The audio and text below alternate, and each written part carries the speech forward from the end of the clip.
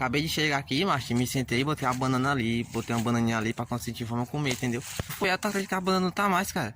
Quando eu reparei, o mosquito leva na banana. A torre, o mosquito é foda, macho.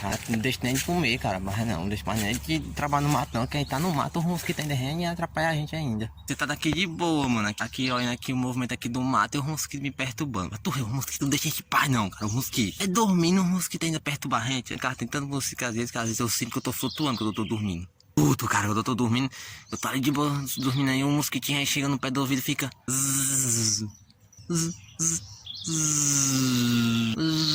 filho da puta, filho da puta, filho da puta. O mosquito fica debochando na minha cara ainda pra te cortar o mosquito. Eu acho até um nojo quando mata um mosquito que ele estoura quilos de sangue pra todo lado. Puta, é que eu tô dormindo que tem mosquito, cara. Porque o mosquito ele gosta de debochar da tua cara. Ele debocha da tua cara, tu já percebeu? Dormindo, o mosquito fica lá te zoando. Aí tu pega o baibão e.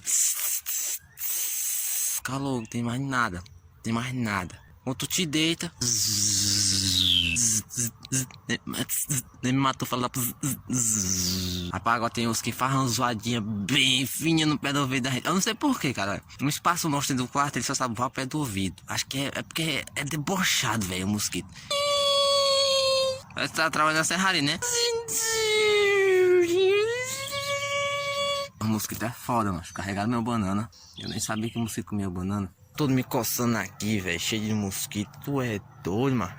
Só no primeiro mês, acho que eu já doei uns 3 litros de sangue pra esses mosquitos. Assim, na tua casa tem mosquito. Se tiver mosquito, cara, começa a cobrar aluguel porque os caras são folgados. Os caras ficam dentro da casa e nem quer pagar aluguel, não. Bonito, ó. Lá em casa eu já abri a exceção. Lá todo dia eles me dão um pouquinho de folga pra eu poder dormir. Falou, até o próximo vídeo, mano.